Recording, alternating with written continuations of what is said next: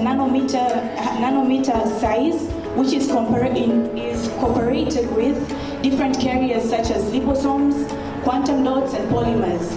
Well, remember this polymer because we're going to see lots of it later. The properties that make the nanoparticle very peculiar is that it has a small size that makes it having improved bioavailability and cross-porous, through all over the body to impart its effect. Also, it contains cell markers which prevent the immunity system to react towards it.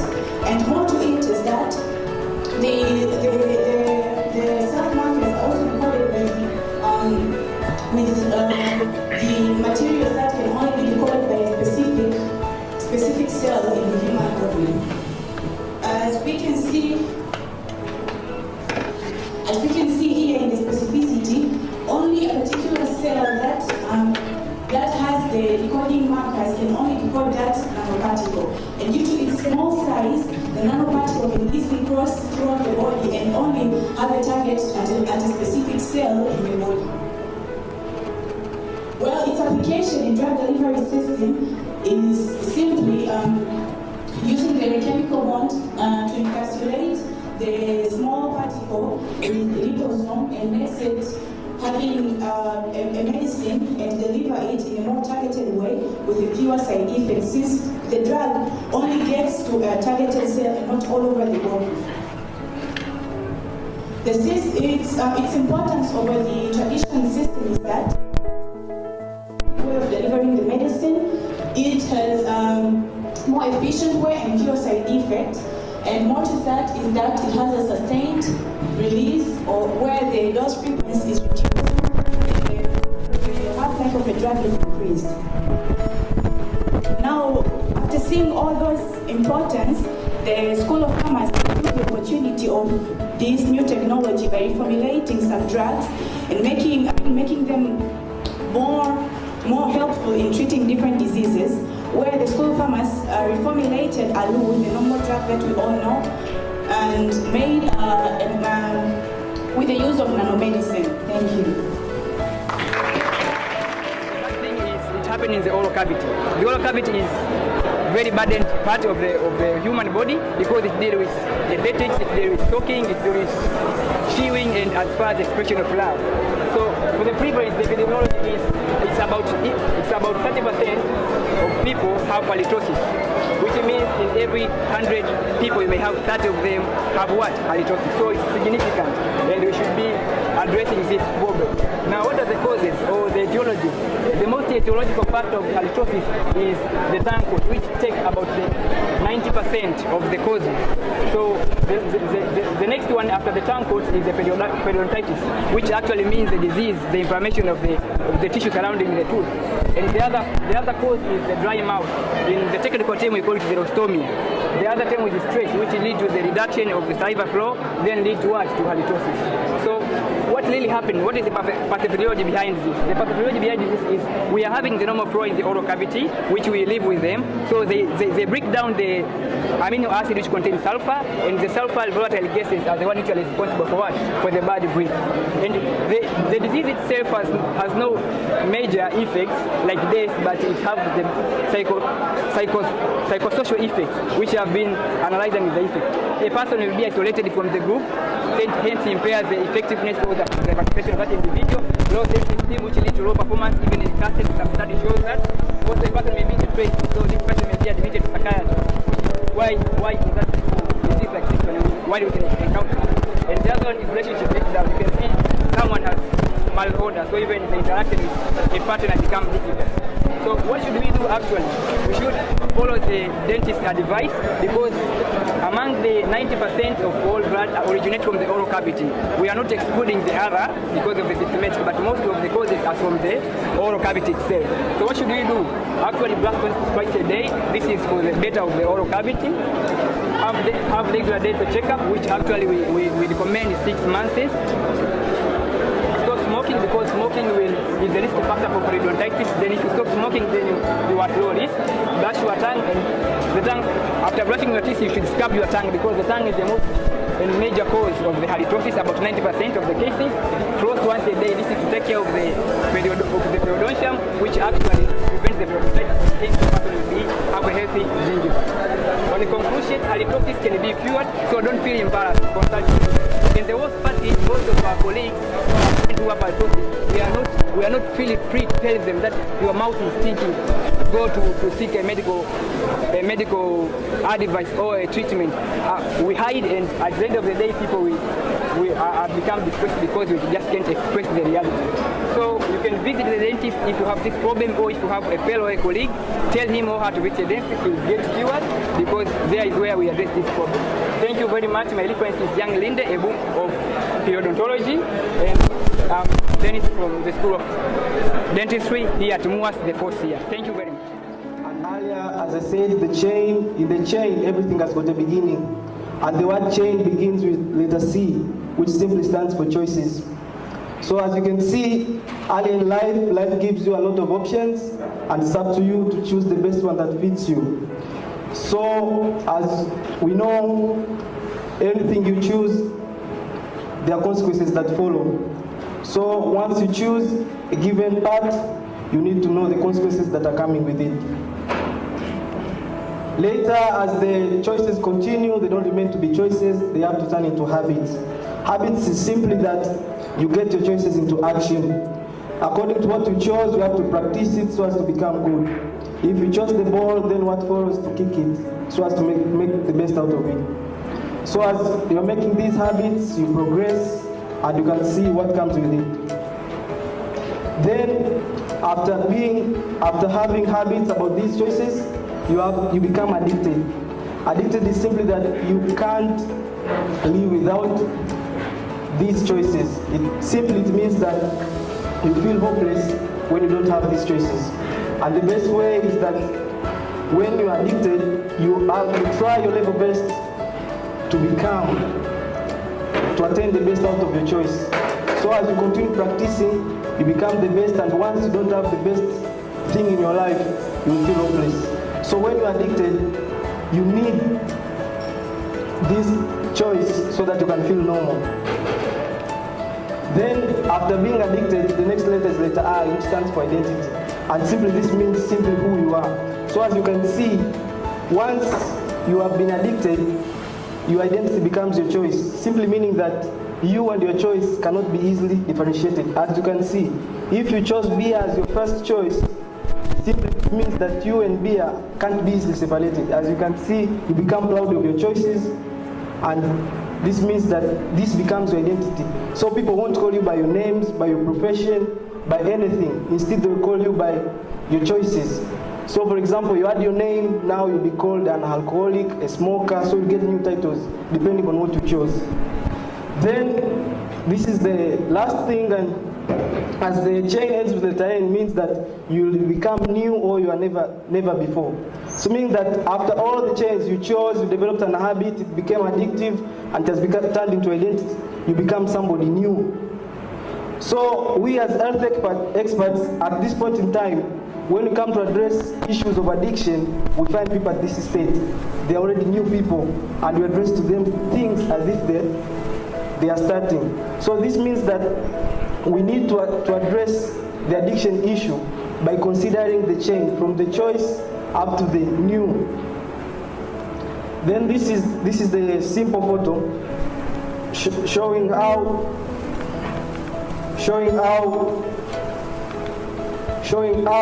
what you choose and how you become changed to it.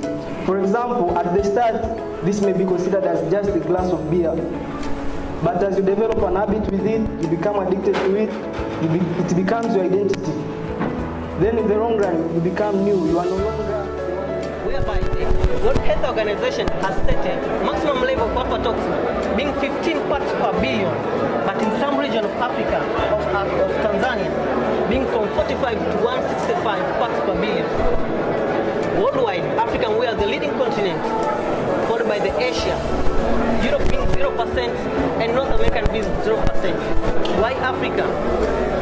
Where it's in the tropical region, so high temperature and humidity provides a good environment for the growth of these molds. Human can be affected directly when when it eats the contaminated crops. But also, when these crops are being fed to the animals, the products such as the meat, the eggs, the milk also contain these mycotoxins. And when all these products have been taken to the industries, especially our local industries, if not well detoxified, not be sorted out well, the products from the industries can also contain these mycotoxins. And this can lead to sudden death due to acute attack, as how the two beggars died. And there were, in 2016 at Dodoma region, 16 people died due to acute attack, and also can cause immune suppression, which paves the way for the opportunistic disease to prevail. Since it's genotoxic, it damages the DNA, causes the mutation of P53 enzyme, affecting the liver, increasing the hepatocellular carcinoma. Also to men, it causes infertility, since it causes the spermatozoa abnormality and reduce the chromosomal reactions, and also affect the DNA of the sperms. Finding according to the World Health Organization, the dietary exposure in developing countries being 1 nanogram, while in developing countries being 1 nanogram, but in developing countries up to 100 nanogram per kilogram of the body weight per day. Through breastfeeding, 6.5 to 8.5 per kilogram body weight. Also, it can act concomitantly with hepatitis B virus, hepatitis C virus, in increasing the hepatocellular carcinoma prevalence. So what can we do about this? Our society has to be educated from the ground level, the farmers, to cultivate in a well land, and also harvesting the ripened crops, which are very difficult to be affected by the molds, and also store in a very dry condition, which will prevent the growth of these molds. In Tanzania, our industries, we have developed industry which can clean our grains, sorting out the one which have been affected from the other which have not been affected, but also detoxifying these grains and providing inhibitors to the farmers, whereby this can decrease the growth of these molds. Regulatory bodies have to put checkpoints from the point in which at the marketplace of the crops, quantifying the aflatoxin level of our crops, and also the products from the industries, especially the local industries, which are increasing within our society. And also we have to do a regular body checkup for the aflatoxin level within our bodies, whereby when one found with having very high aflatoxin level, we have to make a follow-up, determining what is the root source of it. And when we find that source, eradicating it at once. Mind you, the crops which are showing other color is not that the color is not the toxin. The toxin, first of all, are odorless, they are colorless, and they are tasteless. The color of their crops is due to this fungi. So let's join hands fighting against this form of food poison. Let the Tanzania of industry be Tanzania free of aflatoxin. Thank you. I care more about their friends told them about Nala versus a Miladayo video, because remember, press is not a scalable way to grow a business. The best way to grow a business is have virality coefficient, which is where somebody likes a product so much that they tell their friends about it. So if they're truly solving a problem that was valuable to somebody or a customer, that person should tell the next person about the product. So in terms of scaling that way, make sure you make those customers like your gold mine of where you want to go. It was actually another person's question, so I'm like trying to paraphrase it. He said that a lot of projects in Africa, they work because we have funds. Like maybe somebody has an idea and the prospects here see that like this idea is potential, then they fund it. And after funding it, it's working. And then when the funds drop, the idea stops. So, what do you say? I think that sounds like an excuse. Let me give you an example. How many of you guys use Gmail? How many GB of data does Gmail give you? 15 GB, correct? And therefore, when you publish an application is free. What are the costs in building an application? Tell me. If the storage of the space of the app is free, what are your costs? What are you incurring? The main cost, I guess, is you keeping your laptop on, paying for electricity, and learning how to code and keep developing your application. So like, again, this is a perfect example because so many of us in this room say the same thing. Oh, an idea nzuri, so you need an application, whatever, but don't want to carry it forward because they don't want to commit the time to actually learning how to code and building it themselves. I tell you, an important skill, I know a lot of you guys are studying medicine, but technology is going to transform medicine and where it goes. So each one of you, I hope that you start to have an understanding of where technology sits at the intersection of technology and medicine, because it's going to change the way the entire industry functions. So the smart people in this room will start learning about that. Even if you don't know how to code, start learning how to code. I really encourage that. So the costs are minimal to actually build a product. It's just you, your laptop, and learning how to write software. That's it. Thank you. One last question from Amel. Time is out. Okay. Can you shout?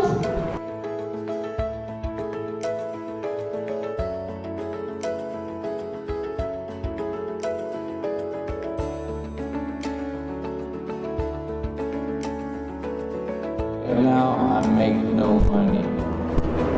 So that's to answer your question. I make no money right now. The product's free for anybody who wants to use it. Go there, download it, 5-star rated, whatever, use it. Tell me what sucks. Tell me what's broken. Tell me what to fix. I want to hear the problems. I don't want to hear what's great, so we can fix and make it better. But we don't make any money right now. We're working long game to offer financial services that we can sell to people. I believe the way banks are done right now in Africa is way too expensive. People are charged way too much money. I don't believe you should be charged to send your friend money. It should be free, in my opinion. So my hope is to evolve and build a wallet for people to transfer to each other for free. So right now it's just using the current services that you currently have. The next step, hopefully by next year this time, we'll have a wallet. By September this year we'll be in Nala. It will be in Uganda, so Nala will be live in Uganda as well as Tanzania. Thank you. Makofi kwake jamani. I love the fact he was saying this time next year, those are his plans. What are your plans like this time next year? Where will you be? That's a question or a challenge. Okay, I would like to welcome Mr. Crispin Mugute presenting the Pona app. You're only welcome.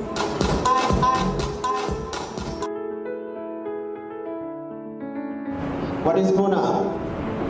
Pona app is a mobile application. Why mobile application? Because currently over 20 million people in Tanzania own a smartphone.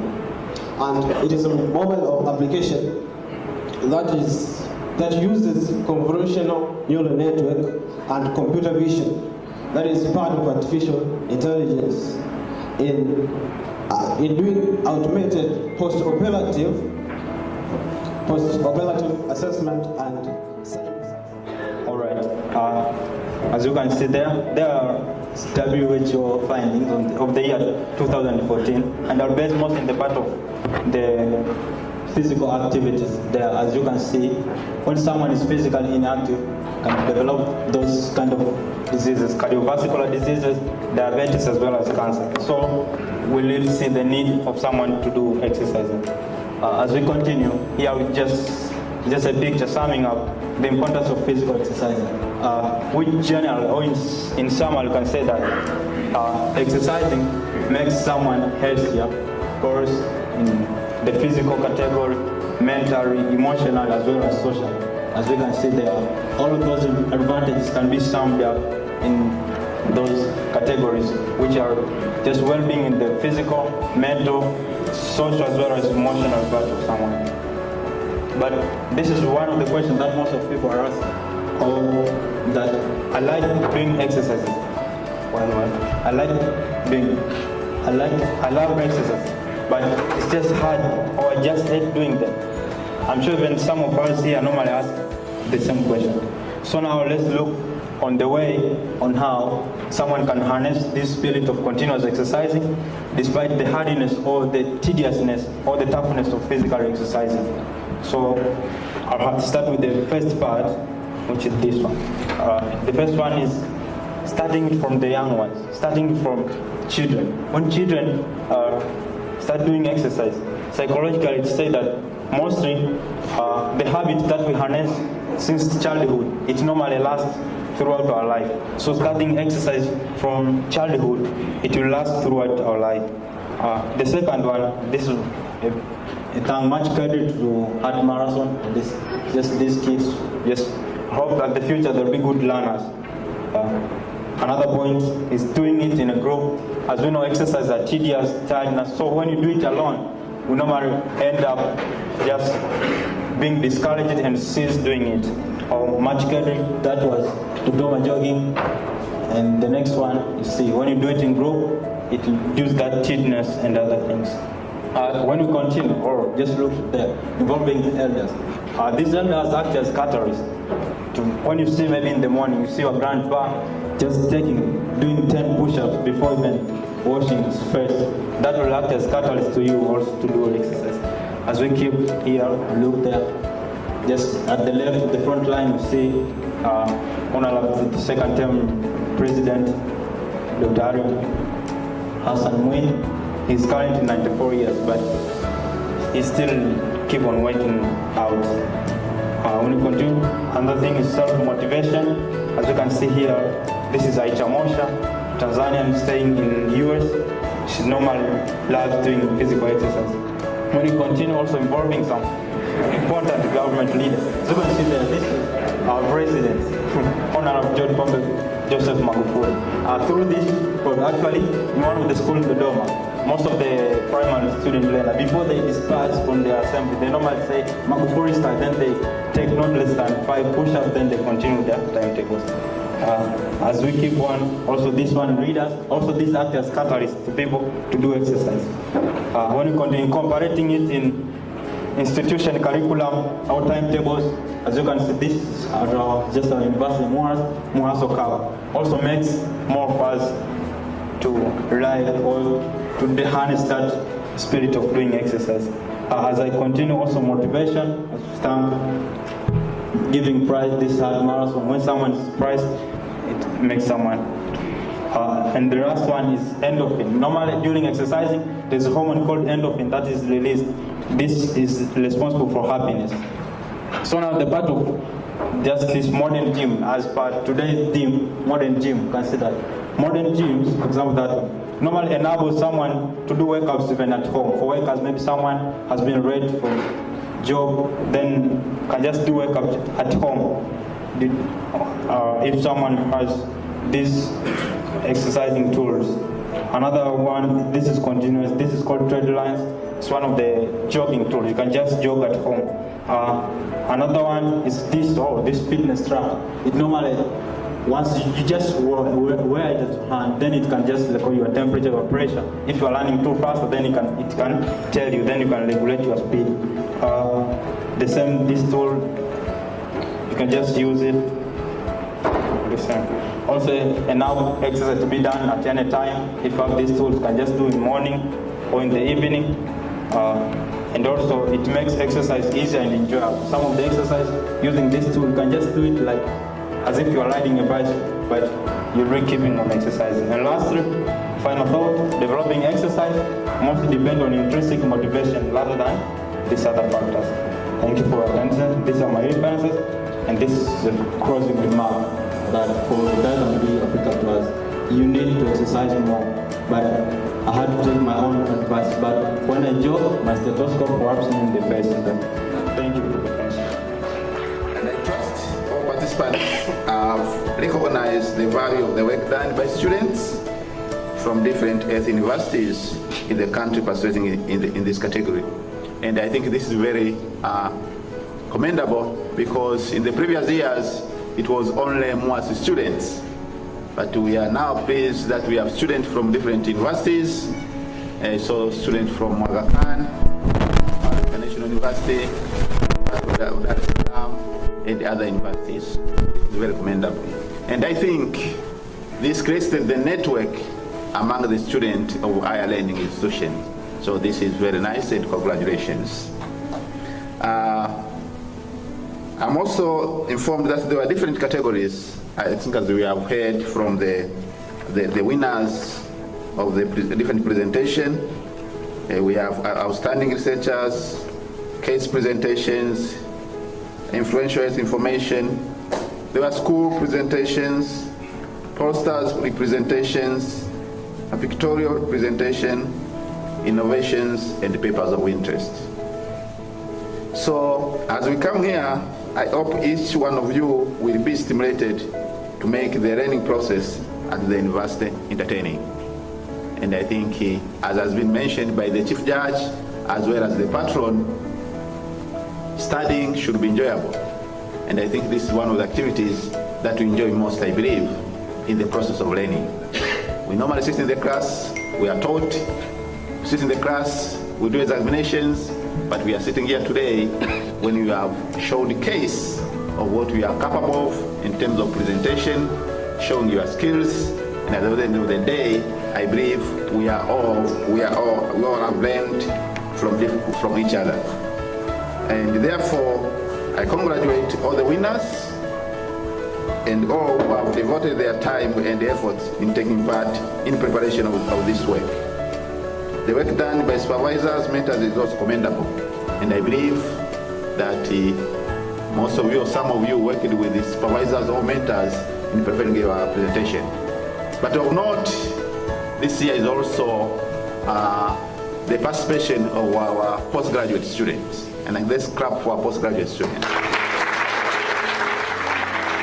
And I think we need also to discuss with the Director of Postgraduate Students Studies, as well as the representative of postgraduate students, to make sure that next year we have more presentation from our postgraduate students. Once again, let me sincerely congratulate the patron. Professor Bakari Mbariti has been a patron for many years. Now I can't recall how many years, but it has been many years.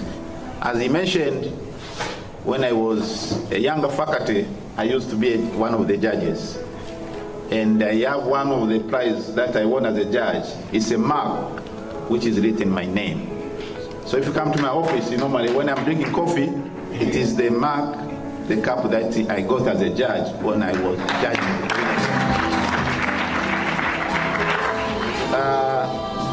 Also, let me commend Professor Richard Liamuya. He has been the chief judge for quite a number of years. And this is because of his personal interest in the work that is done by students. He has a passion to help the students.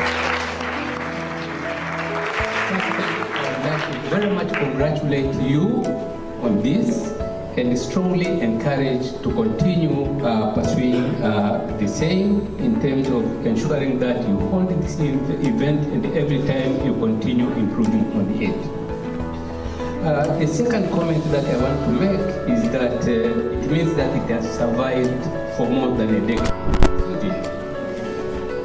That is very, very significant because it then means that it is drawing a lot of interest from your students. That is one. But two, something, somewhere, someone has been injecting support to make it sustainable. To this end, I would like to strongly congratulate the university and commend the university management for supporting the academic wing and learning grade. There are several individuals who have also provided significant support, and on record is the patron of the academic wing and learn event. He has been the same of his very strong inclination to ensure that this event continues.